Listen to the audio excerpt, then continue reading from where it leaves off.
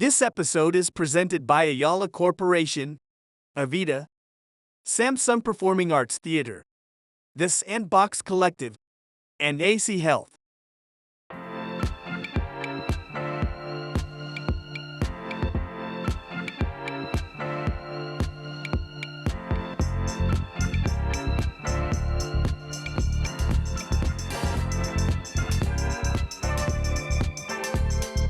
Well, John, the play is certainly celebrating resilience in all of us.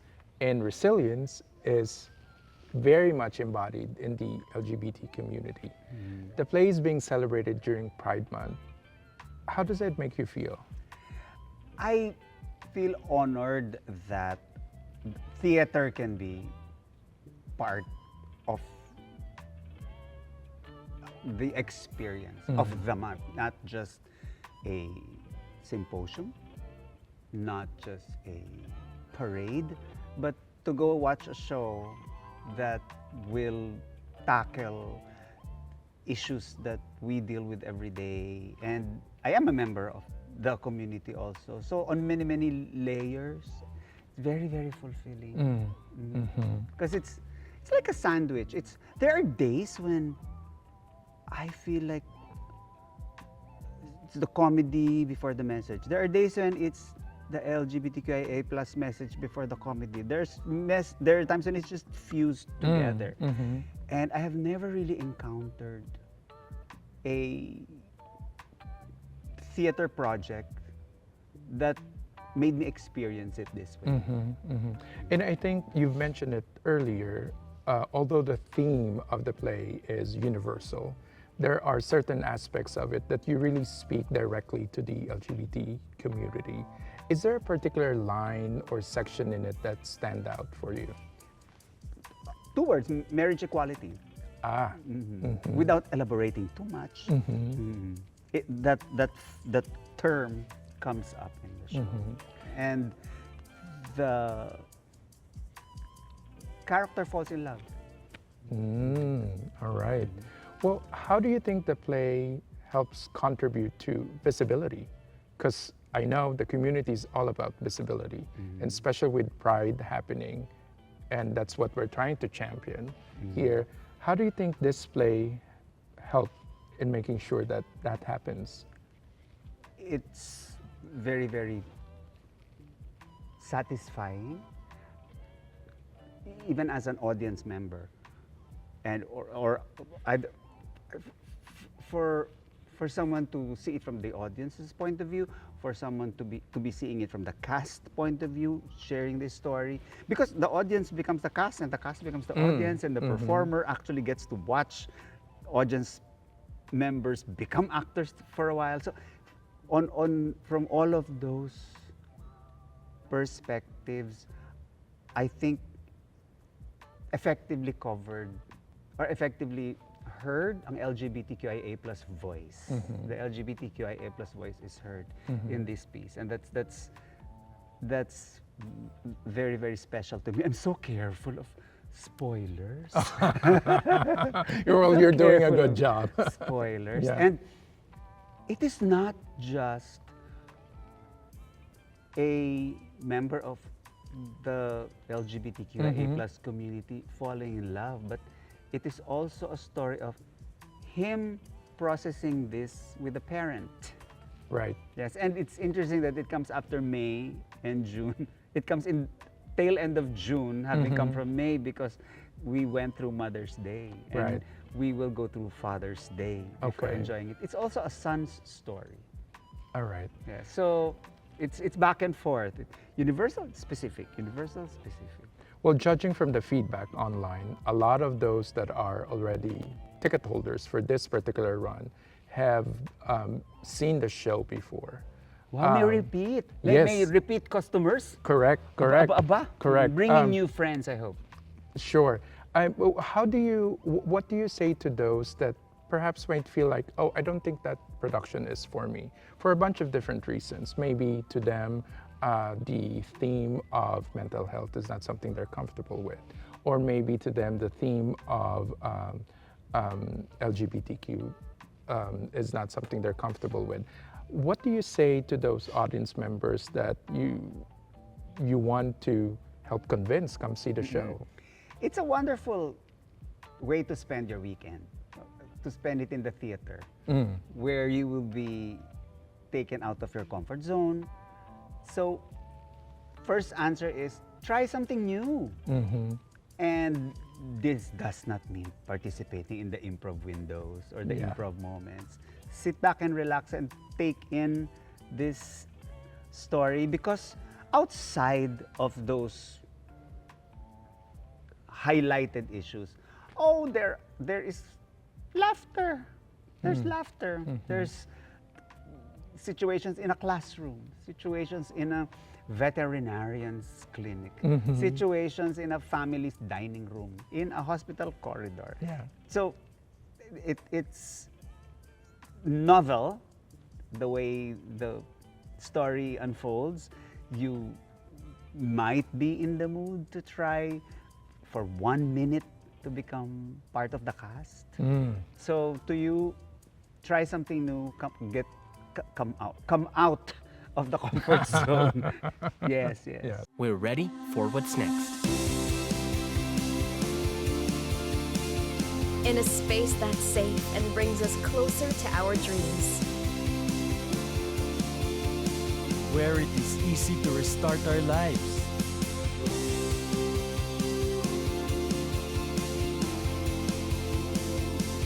That gives us security to go for what's next. Your next best move. Avida. And Jon, speaking of championing talents from the community, you are also a very well-loved guest judge at Drag Race Philippines. How was that experience for you? Thank you. Thank you for the well-loved. Okay. I really feel loved. I feel like a grandmother of the entrants, of the contenders. I felt surprised that this thing that became my full-time job for about 35 years had some imprint, or gave me a niche. Right. So aside from theater actor, aside from television host, it gave me a special place in the Pinoy drag world, which is Lola. I've heard OG being used, Lola, Mentor, Pioneer, maybe Pioneer. Although I'm very careful with Pioneer because I really feel I stand on the shoulders of so many others that I will share later. Of so course. so many other names in the Pinoy drag world. It was a wonderful, pleasant surprise. It came at a time when I thought I was going to retire. Oh, okay. Because and the pandemic happened, Right. And I was also tasked to wear other hats, which is the nag-aalaga ng nanay and the nag-aalaga ng hubby life. And then this thing came along. There might be a Philippine version yes. of this, and they want you involved. And I love the fit because I'm one of a rotating team of judges. Right. So I found a way to vault it into my life. Nice. And I don't wear a dress. That's good. Not all the time. Well, It's just like Bawat Bonggang Bagay. Oh, it's another John that they see. It's John in a suit, John in a Right. blazer, Right. John in a cap. yeah. Well, it has certainly exploded. I mean, it's so huge in the US, of course, but internationally and here in the Philippines, since the first edition, it's gotten so big. How do you think shows like this are helping influence the local entertainment industry? They stumbled upon, Team RuPaul's Drag Race Philippines stumbled upon a product that requires so much hard work. And it happens to be a team also that strives for excellence. So if you become a product that highlights hard work, excellence, you're going to be durable and you're going to be a good example. So I think the effect is for people to see, you put in hard work, you put in excellence, you put in thorough adherence to a template and a brand, the world will notice you and they will entrust you with this. So they continued to enjoy goodwill with head office. I see. I see. And LA is happy. that's great. That's great news. So we expect to see more seasons. I'm assuming. They seem to be very, very happy with this collaboration. And yes. This will go on. This will Good. go on. That's great news. And speaking of OGs, I'm sure your experience as a performer and an impersonator offers a unique perspective as a judge. Do you feel like that helps and that sort of like had an impact on you being selected as one of the judges? Yes, it's a very diverse set of judges. One is from the world of fashion, and one is an actual performer and practitioner. One is an actual alumna of the American Franchise? run. Yes. Okay. And one is currently an influencer to millions. Sure. And very present in the LGBTQIA plus community on camera and off camera. So I feel like there is something that somebody is specializing in. Of course. So I think I am most confident when I come from a place of, I really went through kasi the 4 layers of stockings can really do this to you. So you better prepare this way. Or, Right. you know, when you put 2 wigs because you want a wig reveal, expect the second wig to be really, really flat. So that has to be part of your strategy. So it was really used. And I feel like you kind of maintain your integrity by sharing what you know. Sure. So with a fashion expert already on board, I can feel confident that I can lead the fashion. To that To expert. second priority, I look for sense of humor. What is the story behind this look? What story are you trying to tell? I like looks that have a sense of humor. So I come from there. So I maintain my place. I know my place. I get taken seriously because they know that that's where I come from. Just out of curiosity and for fun, if you could pick a name for yourself, a drag name for yourself, what would that be? You know that there's a formula, right? And no. I've seen it in social media. Take your grandmother's name Okay. and take the last dessert you ate. So Okay. in your head, think of your Lola Uh-huh. and your last merienda. That could be your drag name. So if I use that formula, I will be Zenaida Leche Flan. But because I am me, and maybe because I like laughter, siguro part of my drag magic, drag journey is incorporating laughter in what I do. And I will treat laughter as the best medicine. So medicine, laughter, drag, Mercury drag. Mercury yan na lang ang name drag. ko. That's I can use nice. that because That's laughter nice. can be the best medicine. That's nice. Did you think of your Lola and your Yes, Belinda in your actually, head? yes. Did you come up with a name? Well, it's Manuela EO. See? Yes. Manuela Ihaw Ihaw. It's very nice and exotic and unique. Yes, you keep that. There's many formulas that have come out in the internet. One is your street and your dog.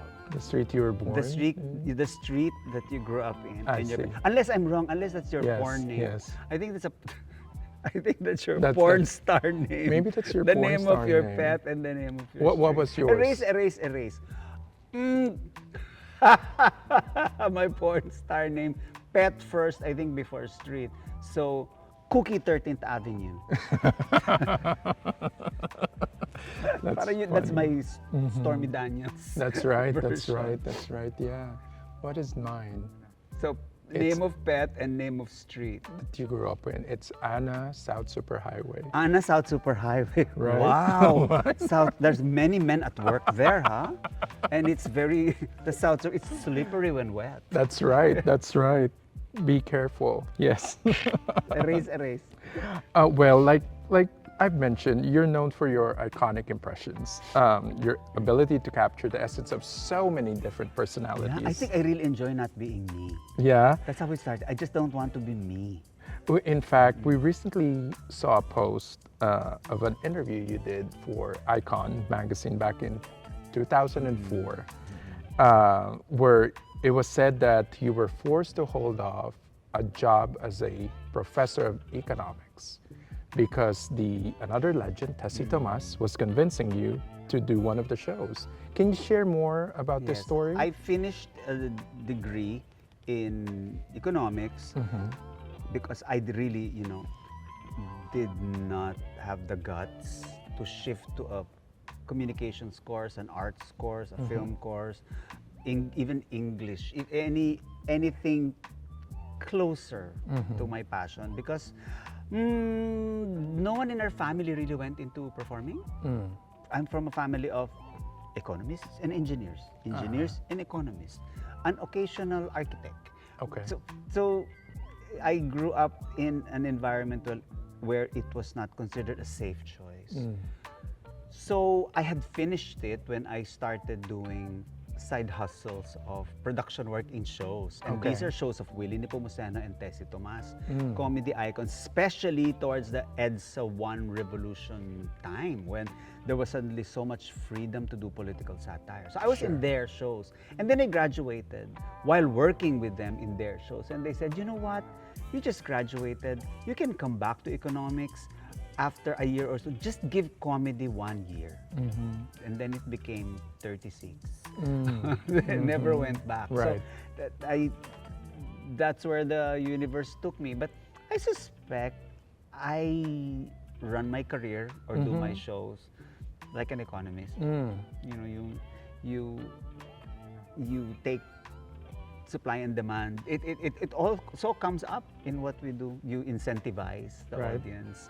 There is one supply of you and there's this much demand, so you will come up with an equilibrium talent fee. Yeah. So it's just how it all fell into place.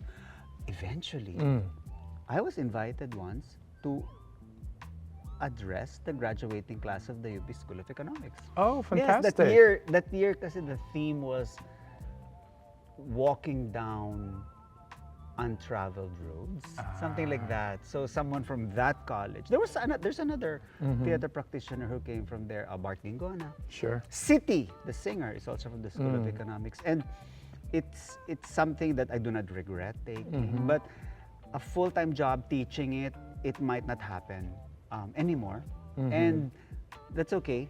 That's where they also said. And it also, Right. something I learned from the State University, you bloom where you are sown. Exactly. You Yep. bloom where you are Yep. sown. They say Yep. the statue of the oblation. Uh-huh. When you look at the sculpture at the foot, they said that I have to really yet go there and check it out. It's a kind of a plant called katakataka.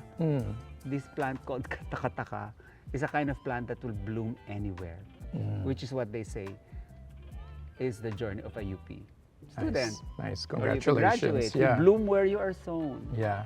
Well, do you still remember the very first impersonation that you've done? Oh, what I think is officially in my heart, my quote-unquote launching show was a show that I put together with some friends from the Economic Society and from the UP Repertory Company. It's a show that we put together on campus. Okay. Yes, with my name on it.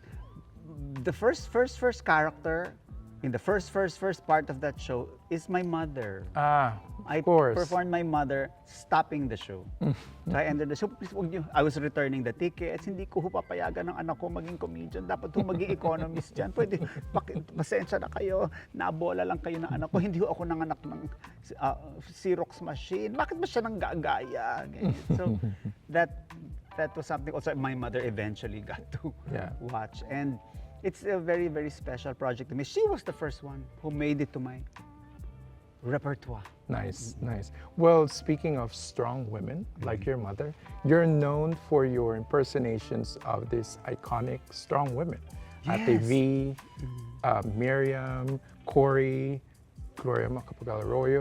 What is it about? Madam Emel Diffie, Yes. Senator Laila, That's right. Pia Brokeback, Cartolina Gray, and these characters are talkers. Because the Okay. Pinay will talk. Okay. The Pinoy doesn't always become monologue candidate. All right.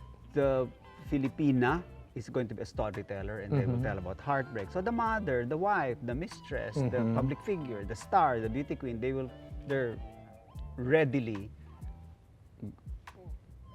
candidates for a monologue. Okay. For male or Filipino public figures, they become monologue material when they are either politicians campaigning, or making a speech, or drunk politicians making a speech. So, and there have been, I think, Quite a few. quite a few public Yeah. figures and leaders who have also made it into. Naku, some of these characters, they are already in heaven. Yeah. Over time, you realize, that we are not promised tomorrow. So That's right. after a while, you realize that you can portray them in another way. Yeah. You cannot portray them living. Sure. Sure. Is there a favorite character? Miriam. Miriam. Miriam pa din of Yeah. of the famous Senate hearing soliloquies about Article 2, Section 430, to the last footnote, or you do not look at me in a provocative manner, I shall abbreviate your life, I shall make your past imperfect and your future tense. Because she can out funny any comedian. That's right. So yeah. that's extra challenging to a comedian to make comedy out of an already very, very funny character. Is she your most requested one as well? Ate V. Ate V, I Ate see. V is I see. also they take turns. Sometimes it's Miriam, sometimes it's Ate V. Although I should be careful with Ate V because I heard she was offended. Oh, I Because see. her husband took me home by mistake. He was confused. Nauwi ako pagtingin, is this really my wife? Why does he have a 5 o'clock shadow? No, she's become a good friend. Next category. You ready? Bawat Bonggang Bagay in Drag Race Philippines. I loved the collaboration with Paolo Ballesteros. Okay. I loved that I met the new kids on the block. And they, I think, introduced me to their fans. They have very high social media count. They have social media count of follower count that is very, very bongga. I love that I don't have to be seen in the old John, which is John in costume and in character. I love, it's very bongga that they take me and my heart and my soul and my knowledge. I love that they have expressed appreciation for my experiences and the advice, it's always taken very well. And the most bongga thing I experienced there is somebody who told me I went into drag with confidence and with courage because I saw you do it and I saw people like you do it and you were able to be seen and heard and you were able to shine and you were able to make a livelihood out of it. Or I took up theater because of you. That is Nice. one really, really bongga thing about it. All right. Bawat Bonggang Bagay in Pride. It's so bongga to see a character who is so full of love. It is so bongga to see a character who lives with so much love in his journey, despite all of the difficult things he goes through. The project is a love letter to not just for everybody, but there's a special shout out to our audiences coming from the LGBTQIA+ community and the people who love them. It's a labor of love and it's being staged. I mean, how much more bongga will it be? It's being staged in this time of the year, in this particular month. That's extra bongga for me. And lastly, what is Lastly your na. Okay. bonggang message for everyone this Pride Month? 4 words. Kapit, it gets better. Yes, that is my message. Perfect, Gets better. yes. It gets bongaer.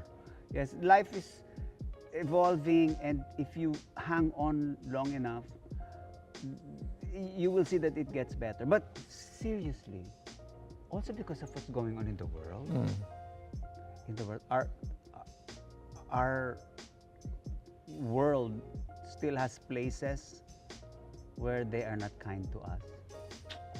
So sometimes it's not enough to stand by and wait for the good thing to happen. Sometimes you can actually fight for the good thing to happen and cause the change by either leading or following the correct leader.